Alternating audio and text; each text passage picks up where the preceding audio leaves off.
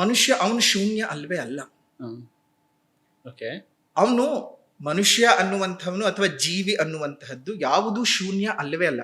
ಆ ಭಾವ ಯಾಕೆ ಬರುತ್ತೆ ಅಂದ್ರೆ, ಕೊನೆಗೆಲ್ಲರೂ ಒಂದ್ ದಿವ್ಸ ಇಲ್ಲಿಂದ ಹೋಗ್ಬೇಕು. ಆದ್ರೆ ಕೊನೆಗೆ ನಾನು ಎಲ್ಲಿ ಹೋಗ್ತೀನಿ? ಎಲ್ಲಿಗೆ ಹೋಗ್ತೀನಿ? ಅದು ಪರಮಾತ್ಮನ ಹತ್ರ ಹೋಗ್ತೀನಿ. ಅದು ಯಾರಿಗ್ ಗೊತ್ತು ಗುರುಜಿ? ಅದು ಸಾವು ಅನ್ನೋದು ದೊಡ್ಡ ಪ್ರಶ್ನೆ. ಯಾಕೆಂದ್ರೆ ಸತ್ತವನು ಬದುಕು ಬಂದು ಇವತ್ತವರೆಗೂ ಹೇಳಿಲ್ಲ ನಾನು ಸತ್ತಿದ್ದೆ ಅಂತ. ಹೇಳಿದಾರ? ಹೌದು. ಇತ್ತೀಚೆಗೆ ನಡೆದಿರುವಂತಹದ್ದು ಹಲವು ಉದಾಹರಣೆಗಳನ್ನ ನಾವು ನೋಡ್ಬೋದು. ನಿಯರ್ ಡೆತ್ ಎಕ್ಸ್ಪೀರಿಯನ್ಸ್ ಅನ್ನುವಂತಹದ್ದು ತುಂಬಾ ಜನಕ್ಕೆ ಆಗತ್ತೆ. ಕೆಲವೊಬ್ಬರಿಗೆ ಏನಾಗುತ್ತೆ ಅಂತ ಹೇಳಿದ್ರೆ, ಮರುಸೃಷ್ಟಿ ಮಾಡ್ಕೊಂಡು ಬಂದಿರೋರಿದ್ದಾರೆ. ಅಂದ್ರೆ ಮತ್ತೆ ಪುನರ್ಜನ್ಮ ತಗೊಂಡು ಬಂದಿರುವಂತವ್ರಿದ್ದಾರೆ, ಮತ್ತೆ ಪುನರ್ಜನ್ಮ ತಗೊಂಡು ಬಂದಿರುವಂತವ್ರಿದ್ದಾರೆ.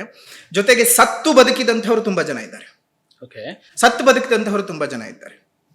ಯಾಕಂದ್ರೆ ನಾವು ಇದನ್ನ ಯೋಚನೆ ಮಾಡ್ಬೇಕಾದ ಸಂದರ್ಭದಲ್ಲಿ ಸತ್ತವ್ರು ಹೆಂಗ್ ಬದುಕ್ತಾರೆ. ಈಗ ಮೊನ್ನೆ ಒಂದು ನಿಯತಕಾಲಿಕೆ ಪತ್ರಿಕೆ ಒಳಗೆ ಓದಬೇಕಾದಾಗ, ನಾನು ಸತ್ತು ಹೋಗಿದ್ದೆ, ಡಾಕ್ಟರ್ ಸಹ ಡಿಕ್ಲೇರ್ ಮಾಡಿದ್ರು. ಡಿಕ್ಲೇರ್ ಮಾಡಿದ ನಂತರದಲ್ಲಿ ನನ್ನನ್ನ ಯಾವುದೋ ಒಂದು ಪ್ರಶಾಂತವಾದ ಲೋಕಕ್ಕೆ ನಾನು ಹೋಗಿದ್ದೆ.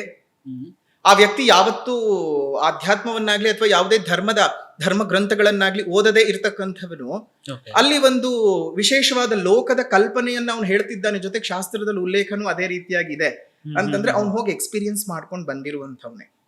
ಉದಾಹರಣೆಗೆ ನನಗೆ ಗೊತ್ತೇ ಇಲ್ಲ ಅನ್ನುವಂಥದ್ದು ಯಾವ್ದು ತುಂಬಾನೇ ಒಂದ್ ರೀತಿಯಾಗಿ ಹೇಗಾಗ್ಬಿಡತ್ತೆ ಅಂದ್ರೆ, ಎಷ್ಟೊಂದು ವಿಚಾರ ನಮ್ಮ ಕಣ್ಣಿಗೆ ಕಾಣಿಸಲ್ಲ.